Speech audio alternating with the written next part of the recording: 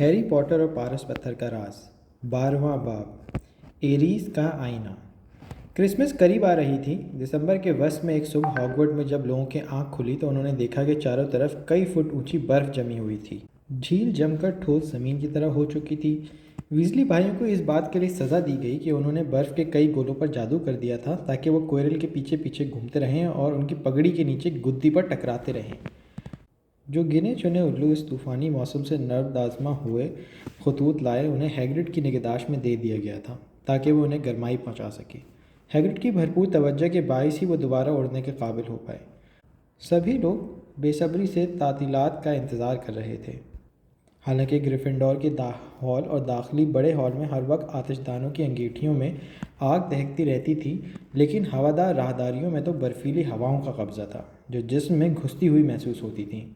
جماعت کے کمروں میں ہوا کے زوردار جھکڑ بند کھڑکیوں کے کواڑوں کو ہلا کر رکھ دیتے تھے۔ سب سے زیادہ سنگین صورتحال پروفیسر اسنیپ کے تہہ خانے والے کمرے جماعت کی تھی۔ طلباء جب سانس باہر نکالتے تھے تو اسی ساتھ ان کی سانس کوہرے کی صورت اختیار کر لیتی تھی۔ وہ اپنی گرم کڑاہیوں کے قریب ہونے کی کوشش کرتے تھے کہ جس قدر گرمائی میسر ہو اسے اپنے بدن میں اتار سکیں۔ مجھے بہت افسوس ہوتا ہے، ڈریکو میلفوائے نے ایک دن جادوئی مرکبات کی جماعت میں تعصب اور طنز بھرے لہجے میں کہا۔ یہ واقعی نہایت افسوس کا مقام ہے کہ جو لوگ موسم سرما کی تعطیلات میں گھر جانے کے بجائے اسکول میں ہی ٹھہرتے ہیں ان کے گھر والوں کو ان کی کوئی ضرورت محسوس نہیں ہوتی۔ وہی کہتے ہوئے ہیری کی طرف دیکھ رہا تھا۔ کریب اور گوئل ہی کر کے ہنسنے لگے۔ ہیری اس وقت عقربی مچھلی کے صفوف کو اپنے ترازو میں ڈال کر تول رہا تھا۔ اس نے اس بات کو نظر انداز کر دینا ہی بہتر سمجھا۔ کوئڈچ کے میچ کے بعد سے میلفوائے اور بھی زیادہ کڑواہٹ کا شکار ہو چکا تھا۔ اس کی باتوں سے جلن اور حسد کی بو آتی تھی۔ وہ سلیدرن کے ہار جانے پر سخت غم و غصے کا شکار ہوا تھا، اس لیے اس نے ہر ایک کو یہ کہہ کر ہنسانے کی کوشش کی کہ کس طرح ایک چوڑے منہ والے مینڈک کو ہیری کی جگہ اگلا متلاشی بنایا جائے گا، لیکن اس نے دیکھا کہ کوئی بھی اس پر نہیں ہنسا، کیونکہ سبھی اس بات سے بہت متاثر تھے کہ ہیری اپنے جھٹکے دار ہچکولے کھاتے بہاری ڈنڈے کی تمام تر کوششوں کے باوجود نہ صرف گرنے سے بچا بلکہ اس نے آخری دم تک ہمت نہیں ہاری تھی۔ اس پر ڈریکو کا مزاج اور بھی بگڑ گیا۔ وہ حسد و نفرت کی آگ میں سلگتا ہوا اب یہ طعنہ ہیری کو دے رہا تھا کہ اس کے مغل آنٹی انکل اس کی کوئی ضرورت نہیں ہے، نہ ہی ہیری کا کوئی خاندان تھا جس میں شمولیت پا کر ہیری کو کرسمس سے لطف اندوز ہونے کا موقع میسر ہوتا۔ یہ سچ تھا کہ ہیری کرسمس کے لیے پرائیویٹ ڈرائیو نہیں جا رہا تھا۔ پروفیسر میک گونیگل پچھلے ہفتے ان طلباء کی فہرست بنانے آئی تھیں جو کرسمس کی چھٹیاں ہاگورڈ میں ہی بسر کرنا چاہتے تھے۔ ہیری نے ایک لمحہ ضائع کیے بغیر اپنا نام درج کروا دیا تھا اور فارم پر دستخط کر دیے تھے۔ اسے اس بات کا ذرا بھی دکھ نہیں تھا۔ یہ شاید اس کا اب تک کا سب سے اچھا کرسمس رہے گا۔ رون اور اس کے بھائی بھی ہاگورڈ میں رک گئے تھے کیونکہ مسٹر اور مسز ویزلی کرسمس کے موقع پر چارلی سے ملنے کے لیے رومانیہ جا رہے تھے۔ جب جادوئی مرکبات کی جماعت کے بعد لوگ فوراً تہہ خانے سے باہر نکلے تو انہوں نے دیکھا کہ سامنے والی راہداری میں سرو کا ایک بڑا درخت بیچوں بیچ راستے میں کھڑا تھا، جس کی وجہ سے وہاں سے گزرنے کا راستہ بالکل بند ہو کر رہ گیا تھا۔ اس درخت کے پیچھے دو بڑے پاؤں نکلے ہوئے دکھائی دے رہے تھے۔ ایک بھاری آواز کے باعث انہیں معلوم ہو گیا کہ سرو کے درخت کے پیچھے ہیگرڈ موجود تھا۔ ہیلو ہیگرڈ، کیا ہماری مدد کی ضرورت ہے؟ رون نے شاخوں میں سر گھسا کر دوسری طرف جھانکتے ہوئے پوچھا۔ نہیں، فی الوقت اس کی ضرورت نہیں ہے، شکریہ رون، ہیگرڈ نے جواب دیا۔ تم راستے سے ہٹو گے؟ ڈریکو میلفوائے نے ناگواری بھرے سرد لہجے میں کہا۔ کیا تم اضافی پیسے بٹورنے کا انتظام کر رہے ہو ویزلی؟ میرا خیال ہے کہ تم ہاگورڈ سے نکلنے کے بعد یہاں کی چوکیدار بننے کے خواب دیکھ رہے ہو۔ ویسے بھی تمہارا خاندان جتنے بڑے گھر میں رہتا ہے اس کے مقابلے میں تو تمہیں ہیگرڈ کا جھونپڑا محل کی طرح دکھائی دیتا ہوگا۔ جو ہی رون نے غصے سے کانپتے ہوئے میلفوائے پر جست لگائی اسی لمحے پروفیسر اسنیپ سیڑھیاں چڑھ کر عقب سے نمودار ہوئے۔ ویزلی! رون نے فوراً ہی میلفوائے کے چوغے کا دبوچا ہوا گریبان چھوڑ دیا۔ اسے جان بوجھ کر ذلیل کر کے غصہ دلایا گیا ہے پروفیسر، ہیگرڈ نے درخت کے پیچھے سے اپنا بڑا بالوں والا چہرہ باہر نکالتے ہوئے کہا۔ میلفوائے اس کے خاندان کی عزت پر حملہ کرتے ہوئے اسے کمتر اور حقیر کہہ رہا تھا۔ چاہے کچھ بھی ہوا ہو، لڑائی جھگڑا کرنا ہاگورڈ کے قوانین کے خلاف ہے ہیگرڈ، اسنیپ نے چکنی چپڑی آواز میں کہا۔ گریفنڈور کے 5 پوائنٹس کم ہو گئے ہیں ویزلی، اور احسان مانو کہ میں نے زیادہ پوائنٹس نہیں کاٹے۔ اب تم سب یہاں سے چلتے نظر آؤ۔ میلفوائے، کریب اور گوئل تینوں درخت کو زور سے دھکا مارتے ہوئے آگے نکل گئے، جس کی وجہ سے چاروں طرف سروں کے کانٹے بکھر گئے۔ وہ لوگ دوسری طرف جا کر ہنس رہے تھے۔ میں اسے دیکھ لوں گا، رون نے میلفوائے کے عقب میں دانت پیستے ہوئے کہا۔ ایک نہ ایک دن میں اسے ضرور دیکھ لوں گا۔ مجھے ان دونوں سے سخت نفرت ہے، ہیری گہری سانس بھرتے ہوئے بولا، میلفوائے اور اسنیپ سے۔ چلو خوش ہو جاؤ، کرسمس آنے ہی والی ہے، ہیگرڈ نے ان کی کیفیت کا اندازہ کر لیا تھا۔ تمہیں اب کیا بتاؤں، میرے ساتھ چلو اور خود چل کر بڑے ہال کو ایک نظر دیکھ لو، وہ کتنا شاندار دکھائی دے رہا ہے۔ ہیری، رون اور ہرمائنی ہیگرڈ اور اس کے ہاتھ میں دبے ہوئے درخت کے پیچھے پیچھے بڑے ہال کی طرف چل دیے۔ وہاں پروفیسر میکگونگل اور پروفیسر فلٹوک دونوں کرسمس کی تیاریوں میں مصروف تھے۔ وہ مخصوص انداز میں بڑے ہال کی سجاوٹ کر رہے تھے۔ آہا ہیگرڈ، آخری درخت بھی لے آئے، اسے وہاں کونے میں کھڑا کر دو، پروفیسر فلٹوک نے چہک کر کہا۔ ہال کی سجاوٹ دیکھنے کے لائق تھی۔ ہال میں چاروں طرف 12 اونچے سرو کے درخت کرسمس ٹریز رکھے ہوئے تھے، جن میں سے کچھ تو برف کے چھوٹے چھوٹے ٹکڑوں کی وجہ سے چمک رہے تھے اور کچھ سینکڑوں موم بتیوں کی وجہ سے۔ تمہاری چھٹیاں شروع ہونے میں کتنے دن باقی ہیں؟ ہیگرڈ نے پوچھا۔ صرف ایک، ہرمائنی نے جواب دیا، اور اس سے مجھے یاد آیا، ہیری اور رون دوپہر کے کھانے سے پہلے ہمارے پاس آدھا گھنٹہ ہے، ہمیں لائبریری میں ہونا چاہیے۔ ارے ہاں، تم ٹھیک کہہ رہی ہو، رون نے اپنی آنکھوں کو پروفیسر فلٹوک سے ہٹاتے ہوئے کہا، جو چھڑی کی مدد سے سنہرے بلبلے نکال کر انہیں نئے درخت کی شاخوں پر سجا رہے تھے۔ لائبریری؟ ہیگرڈ نے ان کے پیچھے پیچھے ہال سے باہر آتے ہوئے حیرت سے کہا۔ چھٹیوں کے بعد ٹھیک پہلے؟ پڑھنے کے لیے بہت بے قرار ہو کیا؟ ارے ہم لوگ پڑھ نہیں رہے ہیں، ہیری نے اس کی غلط فہمی دور کی۔ جب سے تم نے نکولس فلیمیل کے بارے میں بتایا ہے، تبھی سے ہم یہ پتہ کرنے کی کوشش کر رہے ہیں کہ وہ کون ہے۔ کیا؟ ہیگرڈ کو جیسے زوردار جھٹکا لگا۔ سنو، میں نے تمہیں آگاہ کیا ہے کہ اسے بھول جاؤ، تمہیں اس سے کوئی مطلب نہیں ہونا چاہیے کہ فلافی کس چیز کی حفاظت کر رہا ہے، سمجھ گئے نا؟ ہیگرڈ نے لفظ چباتے ہوئے کہا۔ ہم تو صرف یہ جاننا چاہتے ہیں کہ نکولس فلیمیل آخر ہے کون، اور صرف اتنا، اور کچھ نہیں، ہرمائنی نے لپک کر جواب دیا۔ بشرطے کہ تم ہمیں یہ بتا کر ہماری محنت نہ ہونے دو۔ ہم پہلے ہی سینکڑوں کتابیں چھان چکے ہیں اور ہمیں اس کا نام کہیں بھی نہیں ملا، بس ہمیں تھوڑا سا سراغ دے دو۔ میں جانتا ہوں، میں نے اس کا نام کہیں پر پڑھا ہے، ہیری نے ہرمائنی کی بات آگے بڑھائی۔ میں کچھ بھی نہیں بتاؤں گا، بس، ہیگرڈ نے کوڑا جواب دیا۔ تب تو ہمیں خود ہی یہ تلاش کرنا پڑے گا، رون نے منہ لٹکا کر کہا، اور ہیگرڈ کو بے چین حالت میں وہیں چھوڑ کر وہ تینوں تیزی سے لائبریری کی طرف چل دیے۔ جب سے ہیگرڈ کے منہ سے اس کا نام غلطی سے نکلا تھا، تب سے ہی وہ سچ مچ کتابوں میں فلیمیل کا نام تلاش کر رہے تھے، کیونکہ اس کے سوائے کسی اور طریقے سے انہیں کیسے معلوم پڑ سکتا تھا کہ اسنیپ کس چیز کو چرانے کی کوشش کر رہا تھا۔ مصیبت یہ تھی کہ یہ جاننا بہت مشکل تھا کہ کہاں سے شروع کیا جائے، کیونکہ وہ یہ بالکل نہیں جانتے تھے کہ فلیمیل نے ایسا کون سا کارنامہ انجام دیا تھا جس کے باعث اس کا نام کسی بھی کتاب میں شامل ہو پاتا۔ 20ویں صدی کے عظیم جادوگر یا پھر زمانہ جدید کے قابل ذکر جادوگروں کے نام میں تو بالکل نہیں تھا۔ اس کا نام اہم جدید جادوئی انکشافات اور جادو نگری میں جدید ارتقاء، ایک مطالعہ میں بھی نہیں مل پایا تھا۔ پھر ظاہر ہے لائبریری کا حجم بھی ایک بڑی مصیبت تھا، اس میں لاکھوں کتب، ہزاروں الماریاں، سینکڑوں قطاریں تھیں۔ ہرمائنی نے موضوعات اور عنوانات کی فہرست نکالی جنہیں دیکھنے کا آج اس نے فیصلہ کیا تھا۔ رون کتابوں کی قطار میں گیا اور یوں ہی کسی بھی شیلف سے کتابیں نکال کر دیکھنے لگا۔ ہیری اس حصے کی طرف ٹہلتا ہوا جا نکلا جہاں جانا منع تھا۔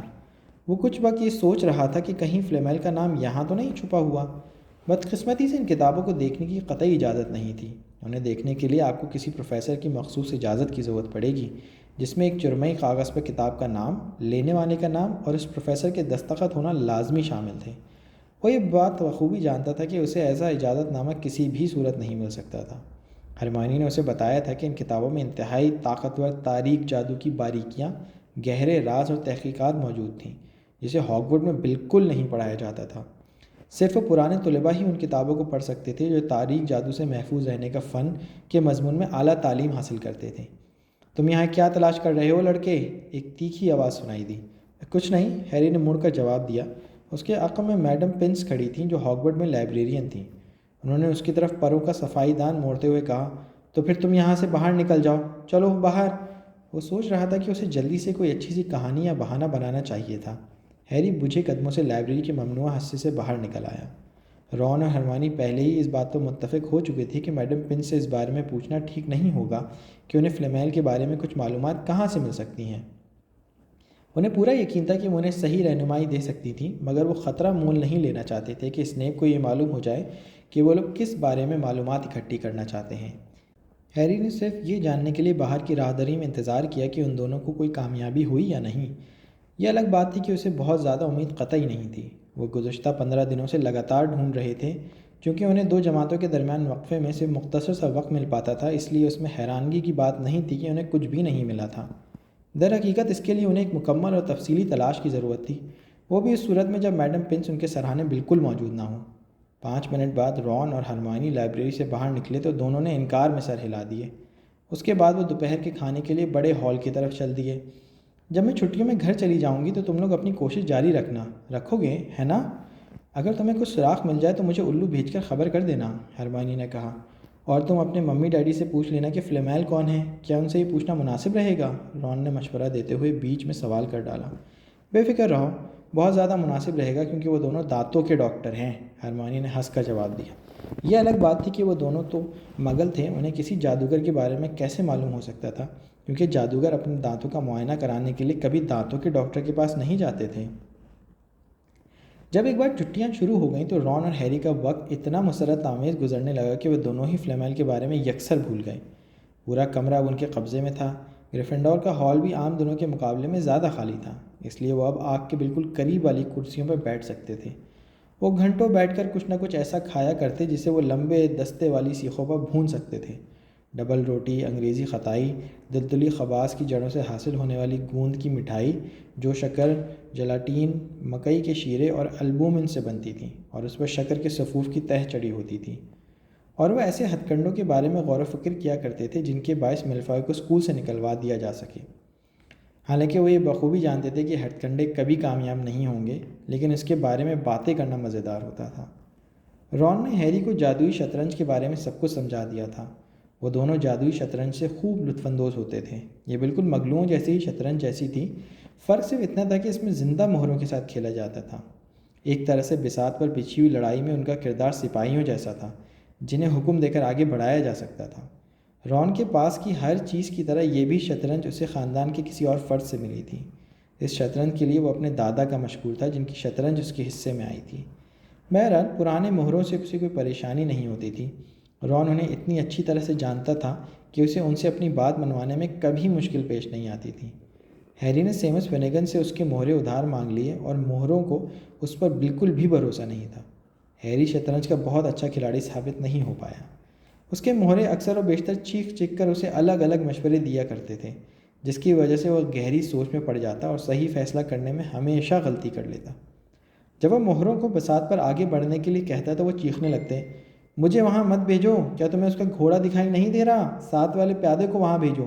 میں نہیں جاؤں گا، تم اس کے بغیر بازی جیت سکتے ہیں۔ کرسمس کی پچھلی شام کو جب ہیری بستر پر گیا تو اس کے دل میں اگلے دن اچھے اچھے پکوانوں اور موج مستی کے علاوہ اور کچھ نہیں تھا۔ کرسمس کے تحائف ملنے کی تو ذرا سی بھی امید نہیں تھی، لیکن جب وہ اگلی صبح سو کر اٹھا تو اس نے جو چیز سب سے پہلے دیکھی وہ اس کے بستر کے پاؤں لگا پیکٹوں کا ڈھیر تھا۔ جب ہیری بستر سے چھلانگ لا کر باہر نکلا تو اس نے اپنا گاؤن کھینچ کر سیدھا کیا تو رون نے نیند بھری آواز میں اسے کرسمس کی مبارکباد دی۔ تمہیں بھی، ہیری نے جواباً مبارکباد دی۔ ادھر دیکھو تو صحیح، مجھے تحفے ملے ہیں۔ اور تم کو کس چیز کی امید تھی؟ کیا شلغموں کی ڈھیر کی؟ رون نے اپنے تحفوں کے ڈھیر کی طرف دیکھتے ہوئے کہا جو ہیری کے ڈھیر سے زیادہ بڑا اور پرکشش دکھائی دے رہا تھا۔ ہیری نے سب سے اوپر والا پیکٹ اٹھایا۔ یہ موٹے بھورے کاغذ میں لپٹا تھا اور اس پر لکھا ہوا تھا، ہیری کے لیے، ہیگرڈ کی طرف سے۔ پیکٹ کے اندر سے لکڑی کی ایک ناہموار سی بانسری برآمد ہوئی۔ ظاہر تھا اسے ہیگرڈ نے خود اپنے ہاتھوں سے بنایا تھا۔ ہیری نے بانسری کو منہ سے لگایا اور اس میں پھونک ماری۔ بانسری جب بجی تو اس میں سے نکلنے والی آواز کسی حد تک الو کی تیز چیخ کی مانند محسوس ہوئی۔ دوسرے بہت سے چھوٹے پیکٹ میں ایک خط نکلا جس کے ساتھ ایک سکہ تھا۔ ہمیں تمہارا پیغام مل گیا تھا اور ہم تمہارا کرسمس کا تحفہ ساتھ بھیج رہے ہیں، انکل ورنر اور آنٹی پیٹونیا کی جانب سے۔ کاغذ کے ساتھ 50 پیسے کا ایک سکہ سیلو ٹیپ سے چپکایا گیا تھا۔ یہ ان کے خلوص کا نمونہ ہے، ہیری نے کرواہٹ سے کہا۔ رون 50 پیسے کے سکے کو دیکھ کر بہت مبہوت سا ہو گیا۔ ذہین نصیب، رون بولا، کیا یہ عمدہ دکھائی دیتا ہے؟ کیا یہ مغلوں کے پیسے ہیں؟ تم اسے رکھ سکتے ہو، ہیری نے لاپرواہی سے کہا اور وہ دھیمے سے ہنسا کہ رون کتنا خوش دکھائی دے رہا تھا۔ ہیگرڈ ہو گیا، میرے انکل آنٹی ہو گئے، باقی تحفے کس نے بھیجے ہیں؟ میرا خیال ہے کہ میں جانتا ہوں کہ کس نے بھیجے ہیں، رون نے تھوڑا گلابی ہوتے ہوئے کہا۔ وہ ایک بڑے سے پھولے ہوئے پیکٹ کی طرف دیکھ کر مسکرایا۔ میری ممی نے، میں نے انہیں بتایا تھا کہ تم تحائف ملنے کی کوئی امید نہیں کر رہے تھے اور ارے نہیں، اس نے درد بھرے تعصب کے ساتھ کہا، انہوں نے تمہارے لیے بھی ویزلی سویٹر بنا دیا۔ ہیری نے پیکٹ پھاڑا، اس کے ہاتھ میں بنا ہوا ایک موٹا سبز رنگ کا سویٹر باہر نکلا۔ اس کے ساتھ ہی گھر کی بنی ہوئی میٹھی ٹافیوں کا ایک بڑا سا پیکٹ بھی تھا۔ ہر سال وہ ہم لوگوں کے لیے سویٹر بناتی ہیں، رون نے دکھ بھرے لہجے میں کہا۔ وہ اب اپنا پیکٹ کھول رہا تھا۔ اور میرا ہمیشہ ہی کلیجی رنگ کا ہوئی ہوتا ہے۔ تمہاری ممی سچ مچ بہت اچھی ہیں، ہیری نے ٹافی منہ میں ڈالتے ہوئے کہا، جو بہت مزیدار تھی۔ اس کے اگلے تحفوں میں مٹھائیاں تھیں۔ ہرمائونی نے چاکلیٹی مینڈکوں کا ایک بڑا پیکٹ بھیجا تھا۔ اب صرف ایک پیکٹ باقی بچا تھا۔ ہیری نے اسے اٹھایا اور ٹٹول کر دیکھا۔ وہ بہت ہلکا تھا۔ ہیری نے اسے کھولا۔ کوئی پانی اور چاندی جیسی مخملی چیز پھسل کر فرش پر گر پڑی اور چمکنے لگی۔ رون کے منہ سے آہ نکلی۔ میں نے اس کے بارے میں سنا ہے، اس نے بہت دھیمی آواز میں کہا، اور ہر ذائقے والی ٹافیوں کا اپنا پیکٹ گرا دیا جو ہرمائونی نے اس کے لیے بھیجا تھا۔ اگر یہ واقعی وہی ہے جو میں سوچ رہا ہوں تو یہ سچ مچ حیرت انگیز ہے اور سچ مچ قیمتی بھی۔ یہ کیا ہے؟ ہیری نے حیرت سے پوچھا۔ ہیری نے اس چمکتے چاندی جیسے کپڑے کو فرش سے اٹھایا۔ اسے چھونے پر اسے عجیب سا احساس ہوا، جیسے پانی کو ٹھوس کپڑے میں تبدیل کر دیا گیا ہو۔ یہ غیبی چوغا ہے، مجھے یقین ہے کہ یہ وہی ہے۔ رون کے چہرے پر تعجب کی جھلک پھیلی ہوئی تھی۔ اسے پہن کر دیکھو۔ ہیری نے ہاتھ پھیلا کر چوغے کو اپنے کندھوں کے چاروں طرف ڈال لیا۔ بالکل وہی ہے، رون مسرت آمیز حیرت سے چیخ پڑا۔ ہیری نے اپنے پیروں کی طرف دیکھا لیکن وہ غائب ہو چکے تھے۔ وہ جلدی سے کمرے میں لگے آئینے کی طرف بھاگا۔ آئینے میں اس کا عکس صاف دکھائی دے رہا تھا، جس میں صرف اس کی گردن اور چہرہ ہی بچا ہوا ہوا میں تیرتا ہوا موجود تھا۔ باقی تمام جسم غائب تھا۔ اس نے چوغے کو اپنے سر پر بھی کھینچ لیا اور اب آئینے پر اس کا عکس بالکل نہیں دکھائی دے رہا تھا۔ آئینہ بالکل ایسے خالی جیسے اس کے سامنے کوئی بھی موجود نہ ہو۔ اس کے ساتھ ایک خط بھی ہے، رون نے اچانک کہا۔ یہ خط اس کے پیکٹ سے گرا ہے۔ ہیری نے چوغا اتارا اور فرش پر گرا ہوا کاغذ کا طے شدہ ٹکڑا اٹھا لیا۔ چھوٹے گول گول الفاظ کی لکھائی میں کچھ سطریں لکھی ہوئی دکھائی دے رہی تھیں۔ ہیری نے اس لکھائی کو پہلے کبھی نہیں دیکھا تھا۔ وہ حیرت سے خط کی تحریر پڑھنے لگا۔ ڈیئر پوٹر، تمہارے ڈیڈی مرنے سے پہلے اسے میرے پاس چھوڑ گئے تھے۔ اب وقت آ گیا ہے کہ یہ تمہیں لوٹا دیا جائے۔ دھیان رہے اسے اچھی چیزوں کے لیے ہی استعمال کرنا۔ کرسمس کی بہت بہت مبارکباد۔ اس کے نیچے کسی کا نام بھی نہیں لکھا تھا۔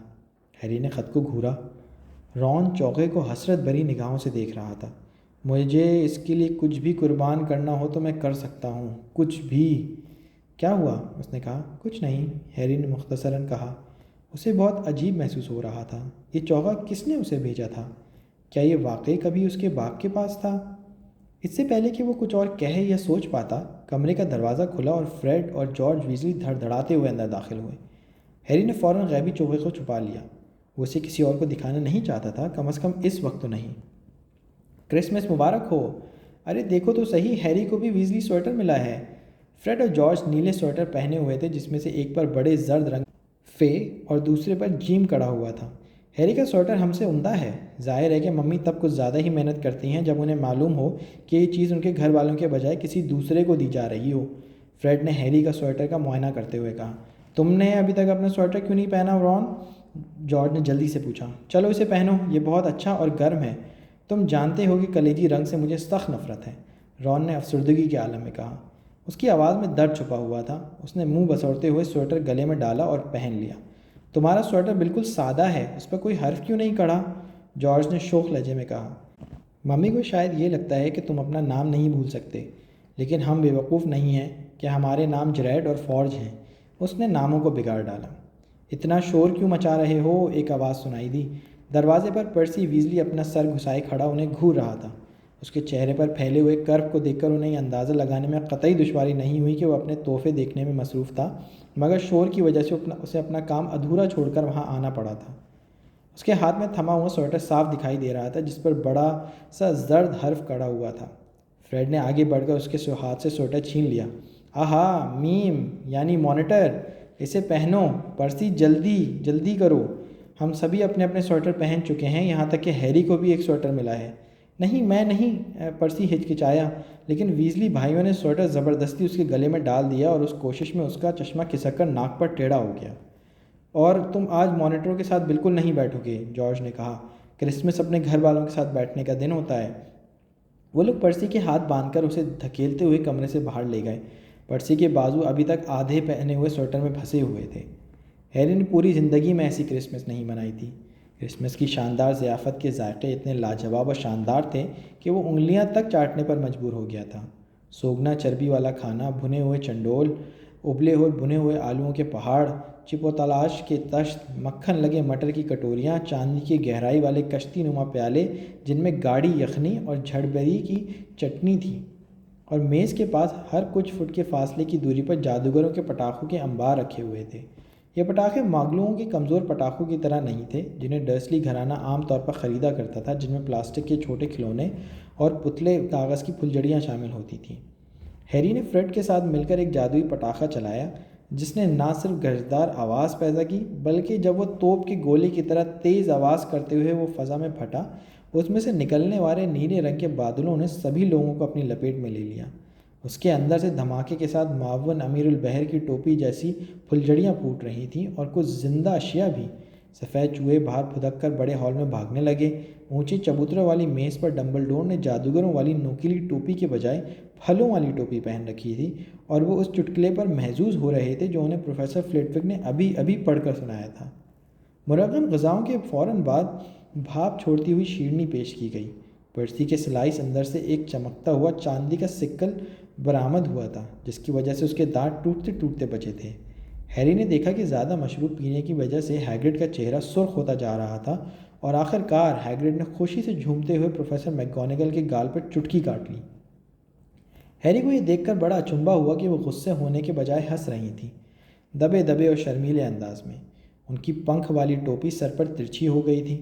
جب ہیری آخر کار میز سے اٹھا تو پٹاخوں سے نکل کر بہت سی چیزیں اس کے اوپر آن گریں، جن میں کبھی نہ پھٹنے والے چمکدار غباروں کا ایک پیکٹ، اپنے آپ محاسے پیدا کرنے والی کریم، اور جادوئی شطرنج کے مہروں کا بالکل نیا سیٹ شامل تھے۔ سفید چوہے پھدکتے ہوئے غائب ہو چکے تھے، اور ہیری کے ذہن میں ایک خوفناک خیال آیا کہ شاید ان چوہوں کی قسمت میں مسز نورس کا ڈنر بننا لکھا تھا۔ ہیری اور ویزلی بھائیوں نے دوپہر بہت شاندار طریقے سے گزاری۔ وہ میدان میں برف کے گولے بنا کر ایک دوسرے پر پھینکتے رہے۔ یہ گھمسان کا رن کافی دیر تک جاری رہا۔ پھر وہ ٹھنڈے اور گیلے کپڑوں میں ہانپتے کانپتے ہوئے گریفنڈور کے ہال میں لوٹ آئے۔ آتش دان کی دہکتی انگیٹھی کے سامنے بیٹھ کر انہیں بڑا سکون ملا۔ ہیری نے اپنے نئے شطرنج کی مہروں کا سیٹ کھولا اور رون سے بڑی بری طرح سے ہار گیا۔ ہیری کو محسوس ہو رہا تھا کہ اگر پرسی نے اس کی اتنی زیادہ مدد کرنے کی کوشش نہ کی ہوتی تو شاید وہ اتنی بری طرح سے کبھی نہیں ہارتا۔ چنڈول کے گوشت کے سینڈوچ، خطائی کیک، لونگ چڑے اور کرسمس اسپنج کیک کے ساتھ چائے پینے کے بعد ہر ایک کو یوں محسوس ہوا جیسے پیٹ کچھ زیادہ ہی بھر گیا ہے، اور اب سونے سے پہلے زیادہ کچھ نہیں کھایا جا سکتا۔ پرسی غصے کے عالم میں جڑواں بھائیوں کے پیچھے بھاگ رہا تھا جو خالی گریفنڈور ہال میں ادھر ادھر دوڑ رہے تھے۔ انہوں نے پرسی کا مانیٹر والا بیج چرا لیا تھا، اور پرسی بیج کی واپسی کے لیے مشتعل ہو رہا تھا۔ ہیری اور رون انہیں دیکھ دیکھ کر ہنستے رہے۔ یہ ہیری کا اب تک کا سب سے اچھا کرسمس تھا، لیکن تمام دن اس کے دماغ میں کوئی چیز گھوم رہی تھی۔ جب تک وہ سونے کے لیے اپنے بستر پر نہیں گیا تب تک وہ اس کے بارے میں ٹھیک طرح سے سوچ نہیں پایا۔ غیبی چوغا، اور یہ اسے کس نے بھیجا تھا؟ رون کے پیٹ میں ڈھیر سارے سینڈوچ اور کیک بھرے پڑے تھے، اور اسے پریشان کرنے کے لیے جڑواں بھائیوں کے پاس کوئی پروجو بہانہ بھی نہیں تھا۔ وہ ابھی اس کے بارے میں غور و فکر میں مشغول تھے کہ اسے کس بہانے سے تنگ کیا جا سکتا تھا۔ اس سے پہلے ہی رون نے اپنے بستر پر پردہ لگایا اور لیٹ گیا، اور پھر وہ فوراً ہی نیند کی گہرائیوں میں اترتا چلا گیا۔ جڑواں بھائی محض سوچتے ہی رہ گئے۔ ہیری اپنے بستر کے کنارے پر جھکا اور اس نے اس کے نیچے سے غیبی چوغا باہر نکال لیا۔ اس کے باپ کا غیبی چوغا، یہ اس کے باپ کی ملکیت تھی۔ اس نے اس کپڑے کو اپنے ہاتھوں کے اوپر پھسلنے دیا جو ریشم سے بھی زیادہ چکنا تھا اور ہوا کے جھونکے کی طرح ہلکا اور لطیف تھا۔ دھیان رہے اسے اچھی چیزوں کے لیے ہی استعمال کرنا۔ اس خط میں یہ فقرہ بھی لکھا تھا۔ اس نے اسے پہن کر دیکھا تھا، پھر وہ بستر سے باہر نکلا اور اس نے چوغے کو اپنے چاروں طرف ڈال دیا۔ جب اس نے اپنے پیروں کی طرف دیکھا تو وہاں اسے صرف چاندنی اور سایہ دکھائی دیا جو اس کا نہیں تھا بلکہ کھڑکی اور دوسری چیزوں کا تھا۔ یہ بہت ہی عجیب احساس تھا۔ دھیان رہے اسے اچھی چیزوں کے لیے ہی استعمال کرنا۔ اچانک ہیری بری طرح سے چونک گیا۔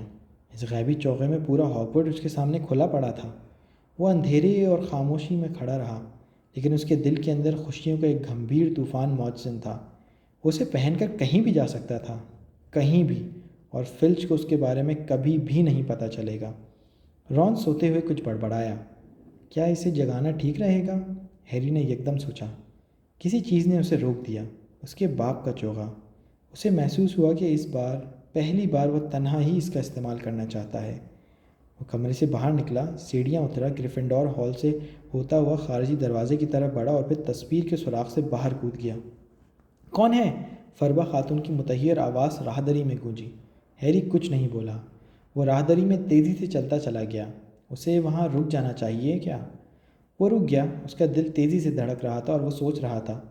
اس کے دماغ میں خیال اود کر آیا، لائبریری میں، وہاں جہاں جانا منع ہے، وہ جتنی دیر تک پڑھنا چاہے پڑھ سکتا ہے، اور تب تک پڑھ سکتا ہے جب تک وہ پتہ لگا نہیں لیتا کہ فلیمیل کون تھا۔ وہ آگے کی طرف چل دیا اور چلتے وقت اس نے غیبی چوغوں کو اپنے چاروں طرف اچھی طرح سے لپیٹ رکھا تھا۔ لائبریری میں گھپ اندھیرا تھا اور بڑا خوفناک سناٹا چھایا ہوا تھا۔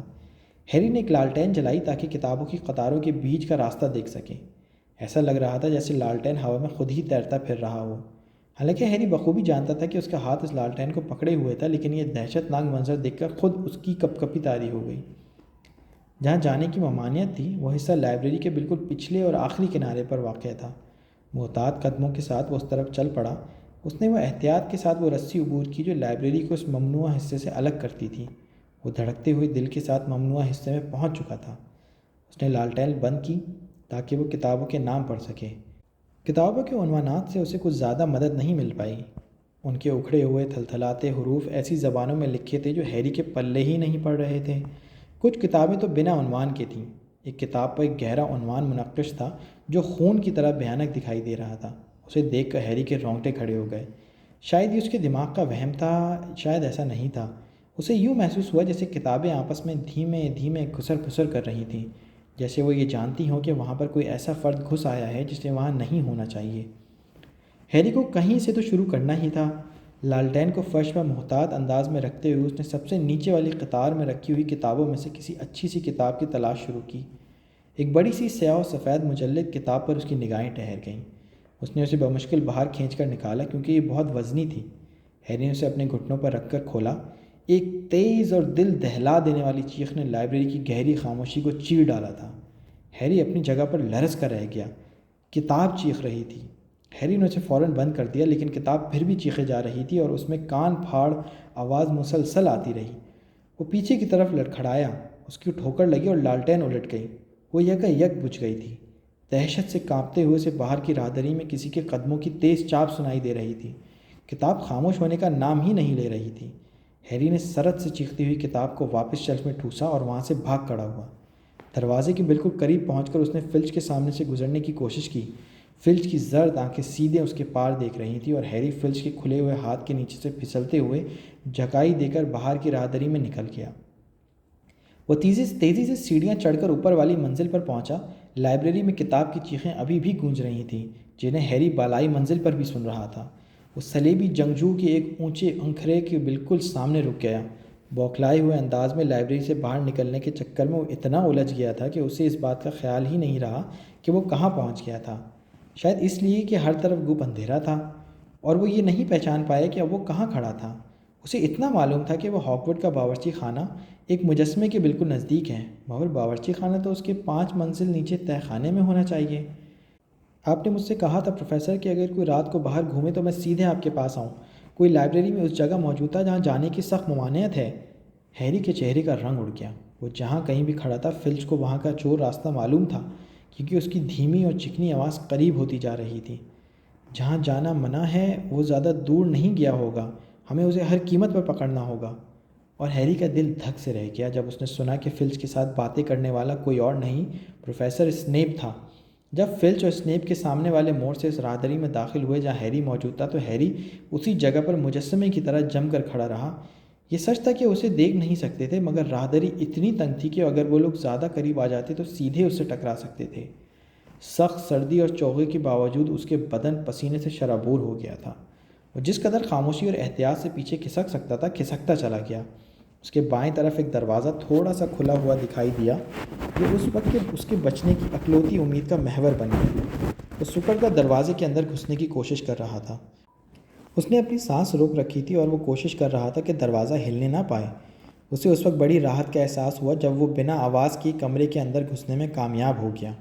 اسنیپ اور فلچ باتیں کرتے ہوئے سیدھے نکل گئے تھے۔ ہیری دیوار سے ٹیک لگائے گہری سانسیں لینے لگا۔ وہ خاموشی سے ان دونوں کے قدموں کی دور جاتی ہوئی چاپ سنتا رہا۔ وہ بال بچ گیا تھا، بالکل بال بچ گیا تھا۔ کچھ سیکنڈ کے بعد وہ ہوش میں آئے کہ یہ دیکھ سکیں کہ وہ جس کمرے میں چھپا ہوا تھا وہ کون سا کمرہ تھا۔ یہ ایک ایسا کمرہ جماعت تھا جسے اب استعمال نہیں کیا جاتا تھا۔ دیواروں سے ڈیسک اور کرسیاں اوپر تلے لگے سایوں کی مانند دکھائی دے رہے تھے۔ کمرے میں چھوٹی سی مشل جل رہی تھی جس کی روشنی ناکافی تھی۔ ردی کاغذ کی بالٹی اوندھے منہ زمین پر پڑی ہوئی تھی، لیکن اس کے سامنے دیوار پر ایک ایسی چیز تھی جو کمرے کے دوسرے سامان سے بالکل میل نہ کھاتی تھی۔ ایسا لگتا تھا جیسے کسی نے اسے صرف راستے سے ہٹا کر یہاں رکھ چھوڑا تھا۔ ایک شاندار قسم کا دیو قامت آئینہ تھا، چھت جتنا اونچا۔ اس پر سونے کا فریم لگا ہوا تھا اور یہ 2 پنجوں پر کھڑا تھا۔ اس کے اوپر ایک فریم پر تکلف انداز میں کوئی تحریر نقش نگاری کے ساتھ دکھائی دے رہی تھی۔ ایریس کا ادنیٰ کشادہ خارجی تمناؤں کا جادوئی آئینہ۔ اب چونکہ فلچ اور اسنیپ کے قدموں کی آواز آنا بالکل بند ہو چکی تھی، اس لیے ہیری کا خوف کافی حد تک کم ہو گیا۔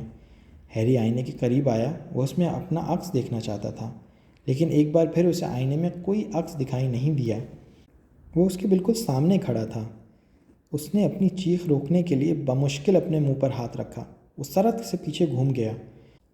اس کا دل اب جس قدر بری طرح سے دھڑک رہا تھا اتنی تیزی سے تو اس وقت بھی نہیں دھڑکا تھا جب وہ کتاب چیخ پڑی تھی، کیونکہ آئینے میں وہ اکیلا نہیں تھا بلکہ اس کے پیچھے بہت سے لوگ کھڑے تھے، لیکن کمرہ تو بالکل خالی تھا۔ تیز تیز سانس لیتے ہوئے ایک بار پھر آئینے کی طرف متوجہ ہوا۔ اس کا عکس اس میں دکھائی دے رہا تھا، سفید اور سہما ہوا، اور وہاں ٹھیک اس کے پیچھے کم از کم 10 اور لوگوں کا عکس دکھائی دے رہا تھا۔ ہیری نے ایک بار تیزی سے گردن موڑ کر اپنے عقب میں دیکھا۔ اب بھی وہاں پر کوئی نہیں تھا۔ کمرہ پہلے کی طرح بالکل خالی تھا۔ کیا وہ لوگ بھی غیبی حالت میں تھے؟ کیا سچ مچ وہ غیبی لوگوں سے بھرے ہوئے کمرے میں کھڑا تھا؟ کیا یہ اس آئینے کی خوبی تھی کہ وہ سب غیبی افراد کے عکس انہیں دکھا سکتا تھا، چاہے وہ غیبی حالت میں ہوں یا نہ ہوں؟ اس نے دوبارہ آئینے میں دیکھا۔ اس کے عکس کے ٹھیک پیچھے کھڑی ایک خاتون اس کی طرف دیکھ کر مسکرا رہی تھی اور ہاتھ ہلا رہی تھی۔ ہیری نے پیچھے دکھے بنا اپنا ہاتھ عقبی سم میں پھیلایا، مگر اس کا ہاتھ ہوا میں ہی جھول کر رہ گیا۔ اگر وہ خاتون سچ مچ وہاں ہوتی تو یہ بات طے تھی کہ وہ اسے چھو لیتا، کیونکہ ان کے عکس بہت پاس پاس آ گئے تھے، لیکن اس نے صرف ہوا کو محسوس کیا تھا، یعنی وہ اور باقی لوگ صرف اس آئینے میں ہی موجود تھے۔ وہ بہت خوبصورت اور دلکش خاتون تھی۔ اس کے گہرے سرخ بال تھے اور اس کی آنکھیں بالکل میری طرح ہیں، ہیری نے سوچا، اور وہ آئینے کے تھوڑا مزید قریب ہو گیا۔ چمکیلی سبز آنکھیں، بالکل وہی انداز ہے، لیکن پھر اس نے دیکھا کہ وہ رو رہی تھی، مسکرا رہی تھی۔ اس کے چہرے پر پھیلی مسکراہٹ میں گہرا کرب چھپا ہوا تھا۔ اس کے پاس کھڑے لمبے دبلے کالے بالوں والے ایک شخص نے اس خاتون کے کندھوں پر اپنا بازو پھیلا رکھا تھا۔ وہ نفیس فریم والی اینک پہنے ہوئے تھا اور اس کے بال بہت الجھے ہوئے تھے جو پیچھے کی طرح چپکے ہوئے محسوس ہو رہے تھے جیسے ہیری کے تھے۔ ہیری اس آئینے کے اتنے قریب آ گیا کہ اس کی ناک لگ بھگ اپنے عکس سے چھونے لگی۔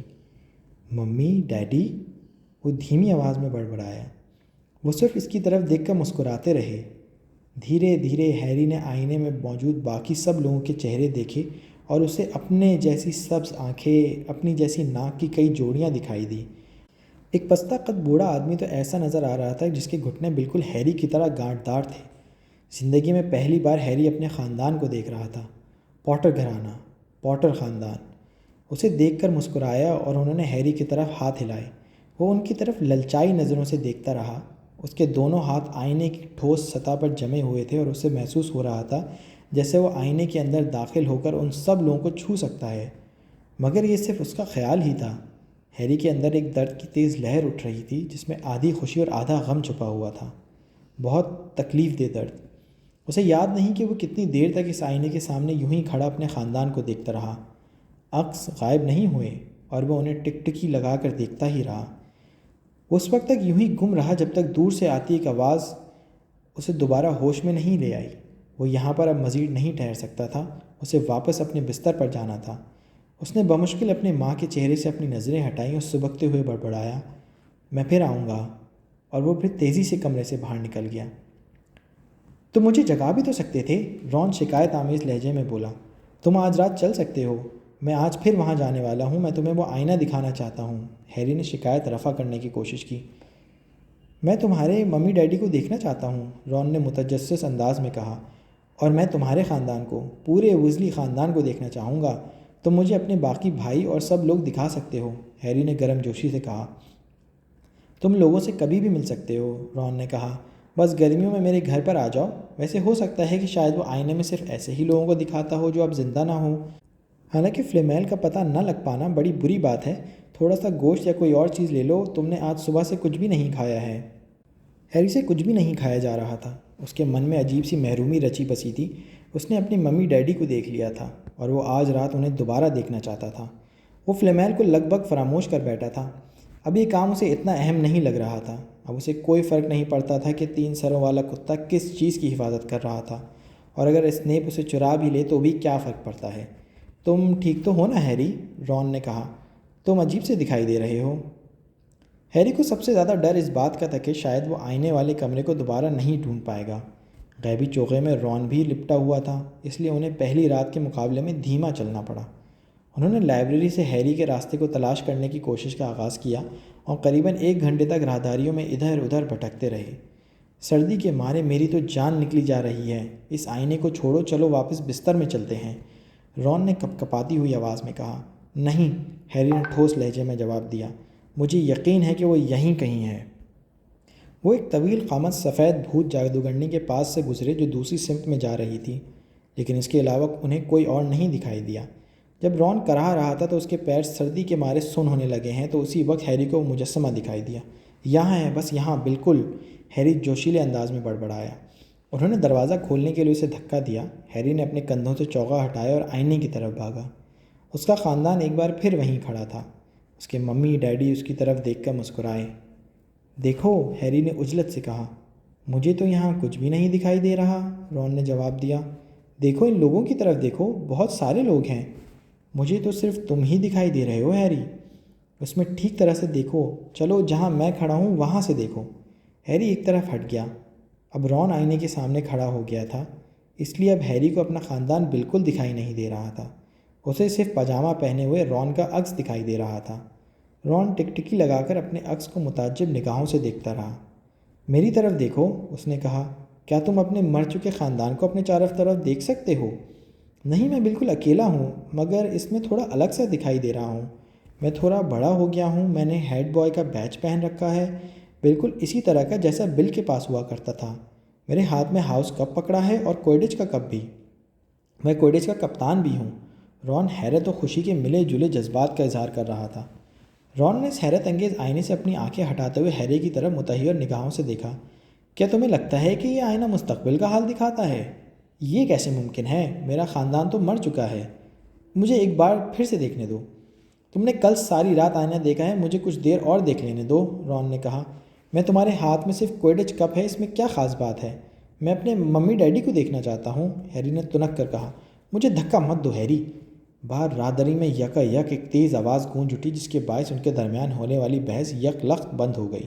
انہیں اس بات کا احساس ہی نہیں تھا کہ وہ کتنے زور زور سے چیخ کر باتیں کر رہے تھے۔ جلدی! رون نے پھرتی سے لپک کر چوغا اٹھایا اور اسے خود ہیری اور اپنے اوپر ڈال دیا۔ وہ ایک بار پھر غائب ہو چکے تھے۔ اسی وقت مسز نورس کی چمکتی ہوئی آنکھیں دروازے پر دکھائی دیں۔ رون اور ہیری چپ چاپ کھڑے کھڑے ایک ہی بات سوچتے رہے کہ کیا یہ غیبی چوغا بلیوں پر بھی اسی طرح کارآمد ہے جتنا کہ آدمیوں پر؟ ایسا لگا جیسے 1 صدی بیت گئی ہو۔ بلی واپس پلٹی اور چلی گئی۔ اب یہاں مزید ٹھہرنا خطرے سے خالی نہیں ہے، وہ یقیناً فلچ کو خبردار کرنے کے لیے گئی ہے۔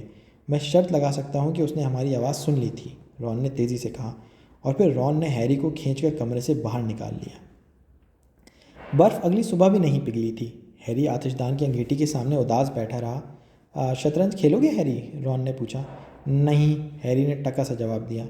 تو پھر باہر چلتے ہیں، ہیگرڈ سے ملاقات ہو جائے گی، رون نے کہا۔ نہیں، تم اکیلے ہی چلے جاؤ۔ میں جانتا ہوں تم کس بارے میں سوچ رہے ہو، آئینے کے بارے میں، ہے نا؟ آج رات وہاں مت جانا، رون نے سنجیدگی سے کہا۔ مگر کیوں؟ ہیری نے چونک کر پوچھا۔ میں نہیں جانتا، مجھے صرف کچھ کھٹکا لگ رہا ہے، اور ویسے بھی تم پہلے ہی کئی بار بال بچ چکے ہو۔ فلچ اور مسز نورس چاروں طرف گھوم رہے ہیں، اس سے کیا فرق پڑتا ہے کہ وہ لوگ تمہیں نہیں دیکھ سکتے؟ مان لو وہ تم سے ٹکرا جائیں یا پھر تم کسی چیز سے ٹکرا جاؤ۔ تم ہرمائنی کی طرح باتیں کر رہے ہو، ہیری نے کہا۔ میں سچ کہہ رہا ہوں ہیری، مت جانا۔ لیکن ہیری کے دل و دماغ میں صرف ایک ہی خیال سمایا ہوا تھا، وہ آج آئینے کے سامنے ضرور جائے گا، اور رون ایسا کرنے سے بالکل نہیں روک سکتا۔ تیسری رات اس نے اپنا راستہ پہلے کی بنسبت بہت جلدی کھوج لیا۔ اسے معلوم تھا کہ وہ تیز تیز چل رہا تھا، جس کی وجہ سے بہت آواز ہو رہی ہے۔ اگرچہ ایسا کرنا عقلمندی نہیں تھی، لیکن اسے راستہ کوئی نہیں ملا۔ وہ ایک بار پھر سے ممی ڈیڈی کے پاس تھا۔ اس کے ماں باپ اسے دیکھ کر مسکرا رہے تھے، اس کے ایک دادا جی تو خوشی کے مارے سر ہلا رہے تھے۔ ہیری آئینے کے سامنے فرش پر بیٹھ گیا۔ وہ وہاں رات بھر اپنے خاندان کے ساتھ بیٹھنے کی خواہش دل میں لیے ہوئے تھا، اور آج اسے کوئی نہیں روک سکتا تھا، کوئی بھی نہیں۔ تو ہیری پھر سے آ گئے۔ ہیری کو یوں لگا جیسے اس کے بدن کا سارا خون منجمد ہو کر رہ گیا ہو۔ اس نے پیچھے مڑ کر دیکھا، دیوار کے پاس رکھی کرسیوں میں سے ایک پر کوئی اور نہیں بلکہ البس ڈمبلڈور بیٹھے ہوئے تھے۔ ہیری ان کے پاس سے ہی گزرا ہوگا، لیکن وہ آئینے تک پہنچنے کے لیے اتنا بے تاب تھا کہ اس نے ان کی طرف دھیان ہی نہیں دیا۔ میں آپ کو نہیں دیکھ پایا جناب، ہیری بڑبڑا سا گیا۔ عجیب بات ہے ہیری، غائب ہونے سے شاید تمہاری آنکھیں کمزور ہو گئی ہیں، ڈمبلڈور نے کہا۔ ہیری کو یہ دیکھ کر اطمینان ہوا کہ وہ مسکرا رہے تھے۔ تو ڈمبلڈور نے کہا، اور وہ بھی کرسی سے اٹھ کر ہیری کے پاس فرش پر بیٹھ گئے۔ تو تم بھی ان سینکڑوں لوگوں کی فہرست میں شامل ہو ہی گئے جنہوں نے ایریس آئینے کو دیکھا اور اس کے سحر میں ایسے جکڑے کہ کسی کام کے نہیں رہے۔ مجھے یہ معلوم نہیں تھا کہ یہ نام اس کا ہے جناب۔ مجھے امید ہے کہ اب تک تمہیں احساس ہو گیا ہوگا کہ یہ کیا کرتا ہے۔ یہ مجھے میرا پورا خاندان دکھاتا ہے، ہیری جوشیلے انداز میں بولا۔ میری ممی اور ڈیڈی اور بہت سارے لوگ۔ اور رون کو یہ دکھاتا ہے کہ وہ ہیڈ بوائے بن گیا ہے، اس کے پاس وہی بیج ہے جو بل کے پاس ہوا کرتا تھا، ڈمبلڈور نے گہرے لہجے میں کہا۔ آپ کو یہ کیسے معلوم؟ ہیری دم بخود رہ گیا۔ مجھے غائب ہونے کے لیے کسی چوغے کی ضرورت نہیں ہے، ڈمبلڈور نے دھیمے لہجے میں کہا۔ کہ اب تم اندازہ لگا سکتے ہو کہ یہ ایریس کا آئینہ ہمیں کیا دکھاتا ہے؟ ہیری نے اپنا سر انکار میں ہلایا۔ میں تھوڑا سمجھاتا ہوں۔ دنیا کا سب سے مطمئن آدمی ایریز آئینے کا استعمال ایک عام آدمی کی طرح کر سکتا ہے، یعنی جب وہ اس میں دیکھے گا تو اسے صرف اپنا ہی عکس دکھائی دے گا جو کہ اس کا اصلی روپ ہوگا۔ کیا اس سے تمہیں کچھ مدد ملی؟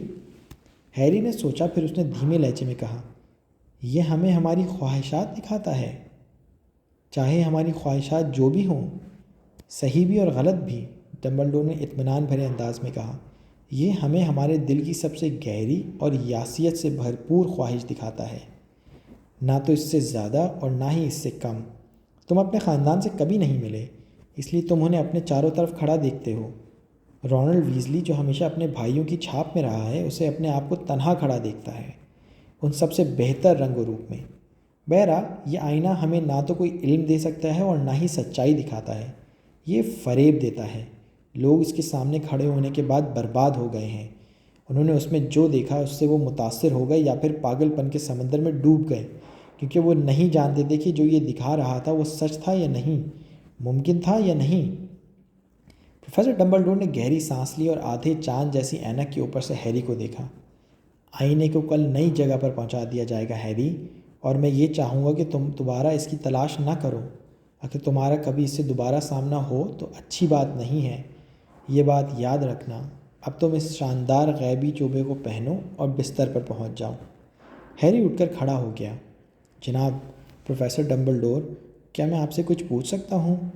ظاہر ہے تم نے ابھی پوچھ لیا، ڈمبلڈور مسکرائے۔ بہرحال تم مجھ سے ایک اور سوال پوچھ سکتے ہو۔ جب آپ آئینے میں دیکھتے ہیں تو آپ کو کیا دکھائی دیتا ہے؟ مجھے؟ ڈمبلڈور دھیما سا ہنسا۔ میں دیکھتا ہوں کہ میرے ہاتھ میں موٹی اونی جرابیں ہیں۔ ہیری محض انہیں دیکھتا ہی رہ گیا۔ انسان کے پاس کبھی موزوں جرابیں نہیں رہ پاتیں، ڈمبلڈور آہ بھر کر بولے۔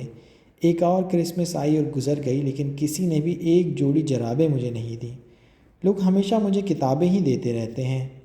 جب ہیری بستر میں گھس گیا تب اسے یہ احساس ہوا کہ ڈمبلڈور شاید پوری طرح سے سچ نہیں بول رہے تھے۔ اسکیبرز کو اپنے تکیے سے دور ہٹاتے ہوئے اس نے سوچا کہ یہ بہت ذاتی نوعیت کا سوال بھی تو تھا۔